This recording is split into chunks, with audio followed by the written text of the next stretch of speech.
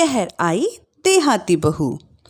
हाल ही में अदित की शादी आयुषी नाम की लड़की के साथ हुई थी। आयुषी गांव की लड़की थी।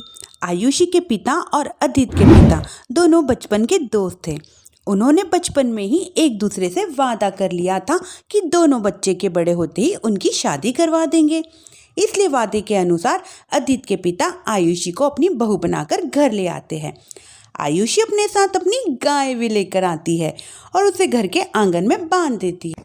अरे ये क्या माँ, भाभी तो गाय भी लेके आई है हमारे घर में। घर में गाय बंदी देखकर आसपास के लोग क्या हमारा मजाक नहीं उड़ाएंगे? हाँ बेटा, तो ठीक कहती है, लेकिन क्या करूँ, मैं तो जानती तो है तेरे पिता किसी की नहीं सुनते। अरे ये क्या आयुषी, तुम अपने साथ गाय क्यों लेकर आई हो? आपके शहर में तो मिलावटी दूध मिलता है ना, लेकिन मुझे तो रोज ताजा दूध पीने की आदत है। गाय लाकर ना मैंने बहुत अच्छा किया है। अब हम सब ना रोज गाय का ताजा ताजा दूध पियेंगे। अरे ये सब तो ठीक है, लेकिन तुम ध्यान रखना कि तुम्हारी गाय की वजह से आसपास के लोगों को कोई परेशानी ना हो। हाँ हाँ, मैं सब देख लूँगी, आप चिंता मत करें। कुछ दिन बीत जाते हैं। फिर एक दिन, चल बहू, आज हमें बाजार से सब्जी खरीदने जाना है।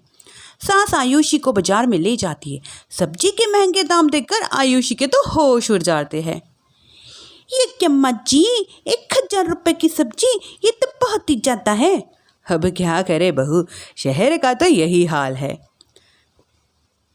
ना, मैं इस तरह पैसों की बर्बादी बर्दाश्त नहीं कर सकती। अब से ना हम इस बाजार से सब्जी नहीं खरीदेंगे। हाँ। फिर अगले दिन आयुषी घर के आंगन की मिट्टी खोदकर वहां पर तरह तरह की सब्जियां लगा देती है। अरे भूमि, तेरी भाभी तो बड़ी अजीब है, उसने पूरे आंगन का खेत बना कर रख दिया। तुझे समझ नहीं आता तुम लोग इस लड़की का कहाँ से पकड़ के लाए हो? अरे सब मेरे पिताजी का किया धरा है। सालों पहले अपने दोस्त के किए हुए वादे उन्होंने इस गवार को हमारे गले बांध दिया। अरे तेरी भाभी सच में एक गवार है, उसे तो ढंग के कपड़े पहनने भी नहीं आते, ऊपर से उसने तेरे घर को गांव का तबेला बना कर रख दिया। उन औरतों की बातें सुनकर भूमि को बहुत बुरा लगता है। फिर अपने भाई अदित से बात कर इस बात की शिकायत करने लगती है। अदित आयुषी को समझाने की बहुत कोशिश करता है, लेकिन आयुषी के आगे उसकी एक नहीं चलती। फिर अदित आयुषी को एक शादी में ले जाता है। सभी मेहमान खाना खाने व्यस्त थे। उधर अदित भी अपने दोस्तों के साथ गप्पे लगाने लगता है। तभी आयुषी चिकन के स्टॉल से ढेर सारे चिकन पीस अपने पर्स में डालना शुरू कर देती। घर जाने के बाद इसे फ्रिज में रख दूंगी और कल सुबह मजे से खाऊंगी। खाना खाने के बाद दोनों वहां से जाने लगते हैं कि तभी दुल्हन का भाई उन्हें रोक लेता है। अरे ये सब क्या है? मैंने यहाँ पर सबको खाना खाने के लिए बुलाया था, खाना चोरी करने के लिए नहीं। तुमने पर्स में जो चिकन के लेग पीस छुपा कर रखे हैं ना, चलो बाहर निकालो उन्हें। दुल्हन का भाई आयुषी के पर्स से छीनकर सारे लेग पीस बाहर निकाल देता है। मैंने इतना खर्चा करके खाने पीने का इंतजाम किया है और तुम हो कि यहाँ से खाना चोरी करके ले जा रही हो? शर्म आनी चाहिए तुम्हें। वहाँ मौजूद सभी लोग आयुषी को भला बुरा कहने लगते हैं। अब अपनी बेइज्जती देख अदित दुल्हन के भाई से माफ़ी मांगकर आयुषी को घर ले आता है। आयुषी, आज तुमने सबके सामने मेरी नाक कटवा दी। आखिर तुम्हें चिकन पीस चुराने की ज़रूरत क्या थी? मुझे माफ़ कर दीजिए अदित जी। हाँ, दरअसल ना हमारे गांव में जब भी शादी होती थी तो मैं और मेरी सहेलियाँ ऐसे ही शादी से ढेर सारा खाना लेकर आते थे। मुझे नहीं पता था कि मेरी इस गलती से आपकी इतनी बेइज्जती हो जाएगी। मुझे माफ़ कर दो। आज के बाद ऐसी गलती कभी ना करेंगे। हाँ। इतना कहकर आयुषी रोने लगती है। आयुषी को रोता देख अदित का दिल पिघल जाता है और वो उसे माफ़ करके गले लगा लेता है। कुछ दिन ऐसे ही बीत जाते हैं। फिर एक दिन अदित उदास होकर घर लौटता है। अदित के कपड़े बुरी तरह फटे हुए होते। अरे बेटा, ये सब क्या है? किसी से मारपीट हो गई है क्या? नहीं माँ, आज हमारी ज़िंदगी का सबसे बुरा दिन है। म्यूनसिपाल्टी वालों ने हमारी दुकान तोड़ दी। आज से हमारी आमदनी पूरी तरह बंद हो गई है माँ। हे भगवान, हमने तो किस्त पर ढेर सारा सामान ले रखा है। अब हम सारे सामान की किस्त कैसे चुकाएंगे? मेरी तो सोचने समझने की शक्ति खत्म हो गई। पता नहीं आगे हमें और कितनी मुसीबतें झेलनी पड़ेगी। आप सबको ना चिंता करने की जरूरत ना है, मैं सब ठीक कर दूंगी। अरे तू कहना क्या चाहती है बहू? हम ना बोल कर नहीं बल्कि करके दिखाएंगे। हाँ। उसके बाद आयुषी अपने पिता को फ़ोन करके गांव से 5 गाय और मंगवा लेती है। फिर अगले दिन आयुषी सभी गाय का दूध निकालकर एक बड़े से बर्तन में भर लेती है। तुम ये क्या कर रही हो आयुषी? मेरी तो कुछ समझ में नहीं आ रहा।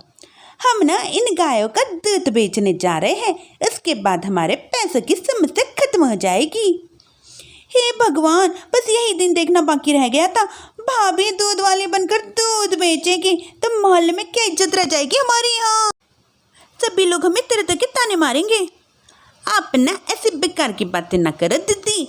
जब जेब का पैसा और पेट की रोटी छिन जाती है तो इंसान पहले अपने और अपने परिवार के बारे में सोचता है। और वैसे भी जिस काम से हमारा घर चले उसकी कभी ना बुराई नहीं करनी चाहिए। हाँ।